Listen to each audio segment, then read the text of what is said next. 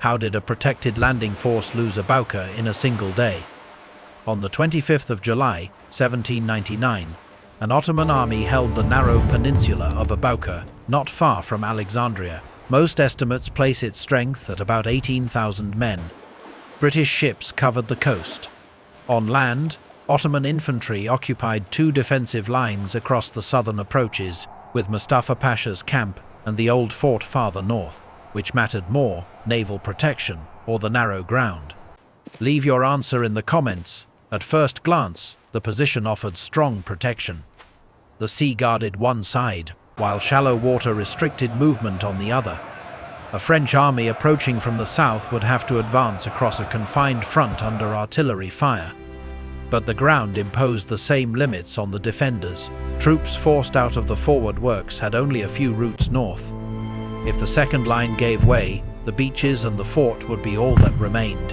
Napoleon Bonaparte arrived with fewer men and chose not to wait for every reinforcement moving toward Alexandria. He wanted to strike before the Ottomans completed their preparations or joined the Mamluk cavalry expected from the interior.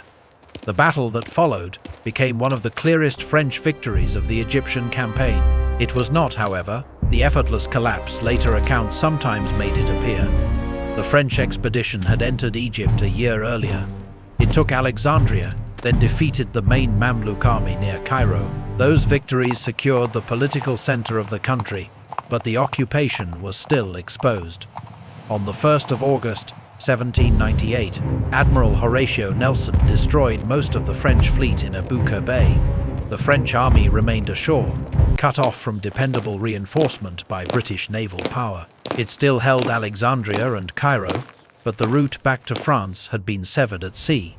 That loss shaped everything that followed. Weapons, equipment, and trained replacements could no longer arrive freely. Disease or a costly battle could reduce an army that had no simple way to recover.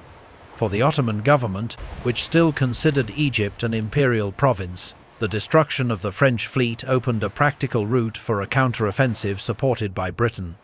The fleet had delivered the army.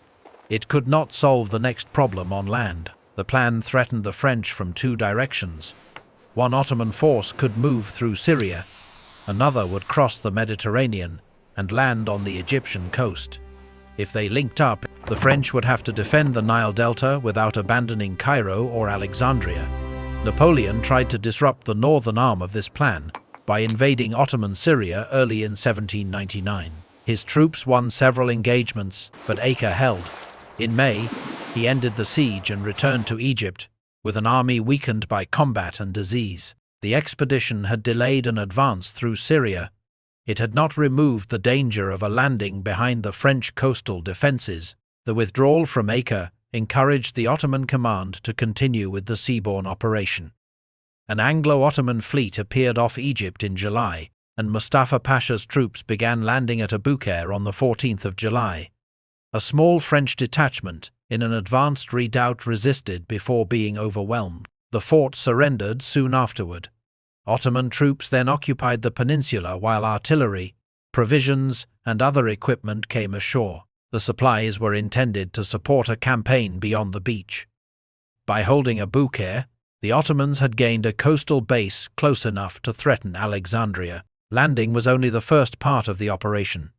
The force still had to prepare for a movement inland. Horses and artillery needed to be organized after disembarkation. The landing places, the camp, and the inland routes had to function as parts of the same operation. Units drawn from different parts of the Ottoman army also had to work under one command on unfamiliar ground. British naval protection reduced the risk of a French attack from the sea, but it could not solve those problems on shore. Mustafa Pasha did not immediately advance on Alexandria. His choice was cautious, though it made sense from his position. The peninsula kept the army close to the fleet and gave it a defensible base. He was also waiting for Murat Bey, whose Mamluk cavalry remained active in Egypt. Moving before those horsemen arrived might have placed Ottoman infantry on open ground against a French army with more recent battlefield experience. Murat Bey's campaign did not end with this missed rendezvous. We will return to it in a later episode. The delay carried its own risk. News of the landing reached Napoleon, and French units began moving toward Alexandria. He knew the danger would grow if Aboukir became a permanent bridgehead. More Ottoman troops might come ashore. Murad Bey's arrival could threaten Alexandria from inland, while French forces tried to cover several routes at once. Napoleon reached Alexandria on the 21st of July. 4 days later he was ready to attack. There were reasons to wait, particularly because troops under Caliper were still approaching. Additional infantry would make the French lines stronger. It would also give Mustafa Pasha more time to improve the works and settle his army. Napoleon decided to fight with the force already assembled near Aboukir, while leaving troops to watch the roads from the interior. The choice meant entering battle before every French formation had reached the field. The numbers on both sides remain uncertain. French strength is often estimated at between 8,000 and 11,000 men. Figures for the Ottoman army range from roughly 15,000 to 20,000. 18,000 is commonly used, but it is not an exact count. Napoleon did not possess a precise total either. The figures available on the 25th of July were estimates rather than settled totals. His decision rested on what he could see of the Ottoman deployment and on the cost of allowing that deployment to mature. The Ottoman position had depth. Near the southern end of the peninsula, the first line rested on 2 raised positions. One force held a village and a nearby mound. Another occupied entrenchments on the opposite side, with artillery in support. A stronger line crossed a narrower section of ground. A central redoubt protected the approach to Mustafa Pasha's camp, and the old fort stood behind it near the coast. The map made the first line look exposed. The second was not, and the hardest fighting had not yet begun. Each part of the defense had a purpose. The forward positions were meant to slow the French and break up their advance. The second line held more men behind stronger works. The camp and fort offered a final place to resist. The weakness lay in the movement between those positions. Men leaving the first line had to reach the second in order, and reserves moving south had to use much of the same narrow ground. A controlled withdrawal was possible only while officers still had clear routes and intact units to direct. Napoleon did not throw his entire force at one point. General Jacques d'Estaing advanced on the French left, supported by troops under General François Lanusse. General Jean Lannes attacked the opposite Ottoman position. Joachim Murat kept the main French cavalry near the centre. Behind them, Louis Nicolas Davout watched the roads for the Mamluk cavalry Mustafa Pasha expected. The attack began on the 25th of July. French infantry moved toward both forward positions under Ottoman artillery fire. The defenders were not placed in a single continuous trench. They held separate strongpoints, leaving the French a chance to work against their exposed sides while Murat searched for a passage through the centre. D'Estaing pressed the Ottoman right. Lannes attacked on the other side. Around the village and the raised ground, the fighting was close and costly. Ottoman infantry used prepared positions, but the first line lacked the depth of the works behind it. Once French troops secured the heights, the defenders had to retreat toward the second line. That withdrawal exposed the problem built into the Ottoman position. Murat's cavalry passed behind the broken strongpoints and struck at troops moving north. Some were cut off from the road, others were forced toward the shore. Men who might have reinforced the second line reached it without formation, or did not reach it at all. Even then, the battle was not over. The main Ottoman defense crossed an isthmus only a few hundred meters wide. More troops stood behind these works, and the central redoubt gave their guns a clear field of fire. The French also needed time to reform after taking the first positions. Their first assaults on the second line failed. General Fougier was badly wounded while leading troops against the works. In another attack, Adjutant General Leturc reached the redoubt and was killed. French units advancing across the narrow approach could not simply move around the centre without coming under fire. The repulse gave the defenders a chance to recover some order.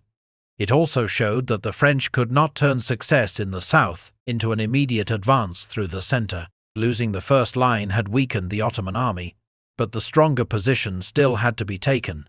The second line did not suffer from the same immediate weakness as the first. Its defences were connected, and more men could fire from a smaller area. Yet the space behind the works was filling with survivors from the south. Officers had to place those men, move reserves, and keep routes open near the camp. The longer the French maintained pressure, the harder that task became. Napoleon chose not to stop and prepare a formal siege. French guns moved forward over ground, already crossed by the infantry, bringing the central works under closer fire. Infantry then resumed the attack. At the same time, Murat's cavalry worked toward the space between the Ottoman defences and the water, where it could threaten troops already engaged to the front. The renewed assault reached the position from different directions, though not at the same moment. Lannes's infantry pressed forward again as cavalry entered the rear area. French troops broke into parts of the works, and the fighting shifted toward the camp. Ottoman reserves now had to move through ground, crowded with men driven back from the first line. Mustafa Pasha remained near the camp with his household troops. Later French accounts described the final struggle as a personal encounter between him and Murat. The details vary, and some were probably enlarged as Abukir entered Napoleonic legend. The firmer part of the record is narrower. Murat was wounded by a pistol shot during the fighting near Mustafa's position, and Mustafa Pasha was captured as French troops overran the camp. His capture did not end resistance everywhere at once. By then, however, both defensive lines had been lost, and the army no longer had a central command able to rebuild a front across the peninsula. Individual officers could gather men near the camp or withdraw toward the fort. Some groups continued fighting around the remaining buildings and guns. They could not restore the connected position that had existed that morning. French troops seized the Ottoman camp, including its artillery and stored supplies. Many defenders moved toward the northern beaches. The fleet remained visible offshore, but visibility was not the same as access. Large warships could not approach the beach closely enough to take off thousands of men, and the available boats could not evacuate them quickly. Some soldiers tried to swim, others were killed or captured along the coast. Accounts disagree sharply over how many drowned. Napoleon's reports claimed immense Ottoman losses and described the landing army as destroyed. Later retellings often repeated those figures without noting that they came from the victorious commander. A dependable total is not available. What can be said with confidence is that the Ottoman field army suffered a severe defeat, with heavy losses on land and in the water and many prisoners taken. Several thousand men avoided the immediate collapse by entering the fort.